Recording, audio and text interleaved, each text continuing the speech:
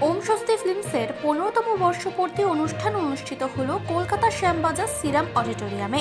এই অনুষ্ঠান মঞ্চে 10তম ইন্ডো বাংলা আন্তর্জাতিক চলচ্চিত্র উৎসবে পুরস্কার প্রদান এবং ইংরেজি নববর্ষের ক্যালেন্ডার প্রকাশ অনুষ্ঠান অনুষ্ঠিত হল। এই অনুষ্ঠানে উপস্থিত ছিলেন প্রবীণ চলচ্চিত্র পরিচালক ফাল্গুনী সান্যাল, অভিনেত্রী শান্তনা বসু, অভিনেতা সঞ্জীব সরকার ও রঞ্জন ভট্টাচার্য এবং ফ্রেঞ্চ টিভির সিইও এবং ওএসএফ শ্রী দাস। সকলের কথাতেই উঠে এলো যে ওএসএফ এর যে উদ্যোগ, সেই উদ্যোগকে সকলেই স্বাগত এবং সাধুবাদ জানিয়েছে। এই অনুষ্ঠানে উপস্থিত ছিলেন অনেক নবীন প্রবীণ চলচ্চিত্র নির্মাতা এবং অনেক শিল্প সংস্কৃতির সঙ্গে জড়িত সকলেই। সত্যি কথা বলতে কি, ছবি তো অনেকেই বানায়, প্রচুর ছবি বানাচ্ছে অনেকে। ছবি বানানোর একটা নেশার মতো আর কি, কিন্তু সত্যি কথা ছবির মতো ছবি হয়ে উঠছে কি সব? তো সেই জায়গা থেকে আমার কোথাও মনে হয়েছে ওএসএফ যে মোটো নিয়ে, যে উদ্দেশ্য নিয়ে ছবি বানাচ্ছে, তার সঙ্গে আমার নিজেকে এই যে যুক্ত করে ফেলার এই যে মঞ্চ, এইটা আমার কাছে একটা বড় পাওয়া। আমি নিজেও ব্যক্তিগতভাবে সত্যি কথা এবার নির্মাণের কাজে যাচ্ছি, তো ওএসএফ আমার কাছে একটা অভাবনীয় একটা প্ল্যাটফর্ম বলে মনে হচ্ছে আর কি। অনেকের সঙ্গে আজকে আলাপ হলো, এখানে অনেকে এসেছো। কবি বলেছিলেন না যে সত্য যেখানে সুন্দর হয়ে প্রকাশ পায়, সৃষ্টির আনন্দ তো সেখানেই। এত সুন্দরভাবে একটা মহান সত্য তৈরি হলো যে জীবন কিন্তু সিনেমার মতো হয় না, সিনেমা বরং জীবনের মতো হয় বা হতে চায়। সিনেমা হল বন্ধ হয়ে যাচ্ছে, সিনেমা বাংলা সিনেমা কম হচ্ছে, তো এই ব্যাপারে কেন দিন দিন এরকম হচ্ছে বাংলা সিনেমা, কি বলবেন? সত্যি কথা বলতে কি, প্রচুর এলোমেলো কাজ হচ্ছে, ফলে মানুষ একটু বিভ্রান্তও বটে। আরেকটা জিনিস সেটা হচ্ছে যে এখন মানুষের হাতে সময় খুব কম, মানুষ তো ছুটছে তার নানান পেশাগত কাজে, তাকে ছুটতে হচ্ছে, এটাকেও অস্বীকার করা যাবে না। সেই জায়গা থেকে মানুষের হাতে অবসর কমে গেছে। আগে যেমন একটা সিনেমা দেখতে যাওয়ার জন্যে যে আকুলি বিকুলি হতো মানুষ, আমরা মায়ের সঙ্গে সিনেমা দেখতে যেতাম, বাবার সঙ্গে যেতাম, তাদের একটা প্ল্যানিং ছিল। আগের দিন রাত্রির বেলা থেকে তারা প্ল্যান করতো কিভাবে যাবে সিনেমা দেখতে। কিন্তু এখন তো তা নয়, এখন হাতে মোবাইল চলে এসেছে। আমার হাতে এখন 2 ঘন্টা অবসর, আমি হয়তো স্টেশনে প্ল্যাটফর্মে বসে আছি, ট্রেন আসবে 2 ঘন্টা দেরিতে, আমি টুক করে একটা সিনেমা দেখে নিলাম। তাতে করে কিন্তু সম্পূর্ণ মনোনিবেশ কিন্তু ওই সিনেমাটাই হয় না, মাঝে মাঝে কাজ করতে থাকে। এই বুঝি ট্রেন এলো, এই একটু অ্যানাউন্স শুনলাম যে ট্রেনটা কতক্ষণ লেট, ফলে সবটা মিলিয়ে আমি ছবিটা দেখছি, ফলে ছবিটা সম্পূর্ণ দেখা হয়ে উঠছে না। কিন্তু সেই কারণে আমার কোথাও মনে হচ্ছে এই সব জায়গা থেকে বাইরে বেরিয়ে যারা ভালো ছবি নির্মাণ করছে তাদের জন্য বোধহয় মানুষ টিকিট কেটে, পয়সা দিয়ে টিকিট কেটে কিন্তু হলে যেতে বাধ্য হবে আর কি। তো সেই জায়গা থেকে আমি নিজেও প্রোডাকশন করছি। আমার বৃষ্টি ভেজে আকাশ বেস্ট স্ক্রিন প্লে অ্যাওয়ার্ড পেল, ওএসএফের সাথে কাজ করে কেমন? খুবই ভালো লাগছে। আমি ওএসএফের সাথে অনেক দিন থেকেই যুক্ত, প্রায় 6-7 বার এই ফিল্ম ফেস্টিভ্যালে অ্যাওয়ার্ড পেয়েছি। এটা তো 10ম বর্ষ, এর আগেও 5-6 বার অ্যাওয়ার্ড পেয়েছি।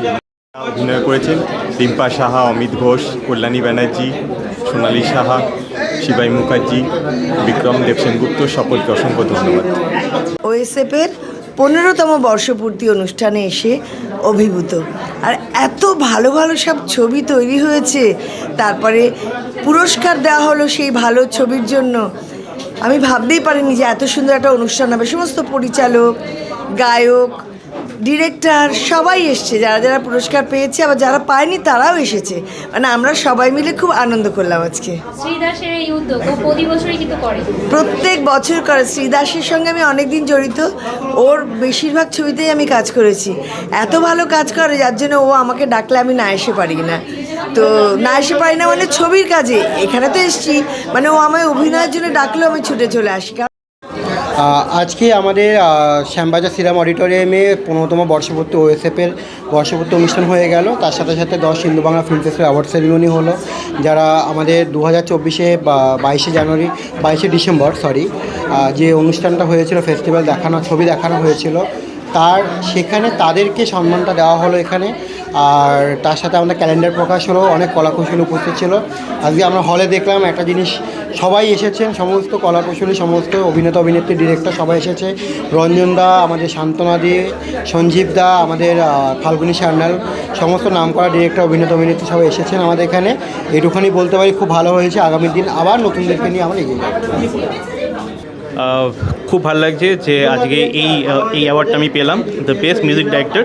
সো খুব ভালো লাগছে যে এত সুন্দর একটি প্রোগ্রাম আসলো, আমি পার্ট হতে পারলাম, এবং খুব ভালো লাগছে যে আজকে যেই গানটা নিয়ে আমি অ্যাওয়ার্ডটা পেলাম সেই গানটার নাম হচ্ছে আমি ভালো নেই। এটা বেসিক্যালি লেখা হচ্ছে কোভিড টাইমে, যখন আমরা সবাই খুব ভালো ছিলাম।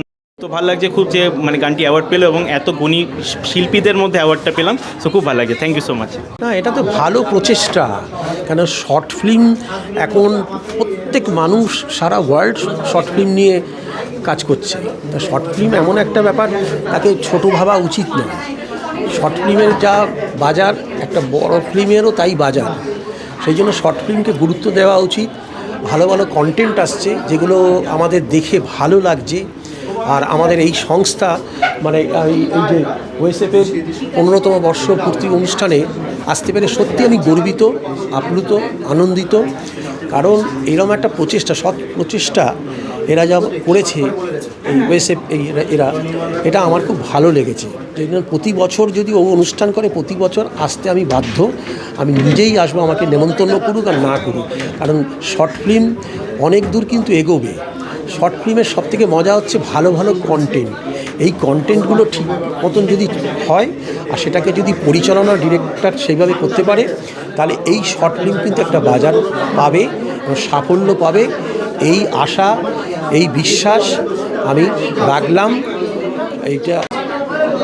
এই ইন্ডাস্ট্রির জন্য অনেকটা এগিয়ে যাবে, অনেকটা দাম। এই ধরনের ছোট ছোট উদ্যোগকে অন্য পার্সপেক্টিভে দেখলে অনেক বড় উদ্যোগ কিন্তু এটা।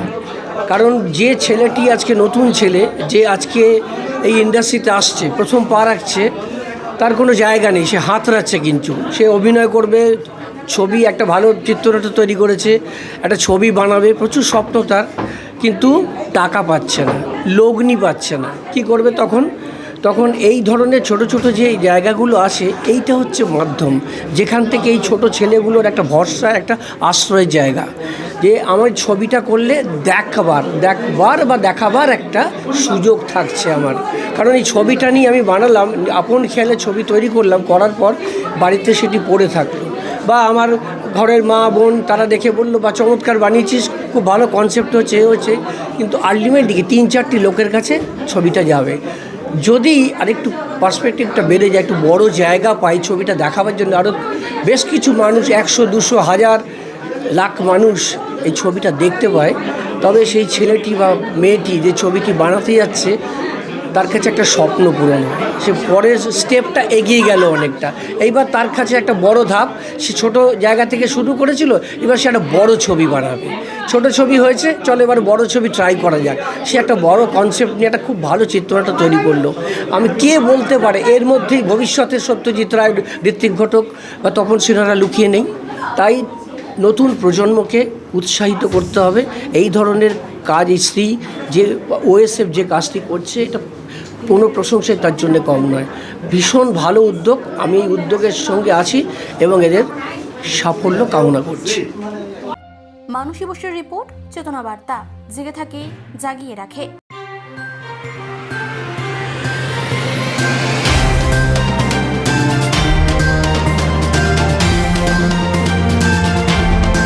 চেতনা বার্তা, জেগে থাকে, জাগিয়ে রাখে।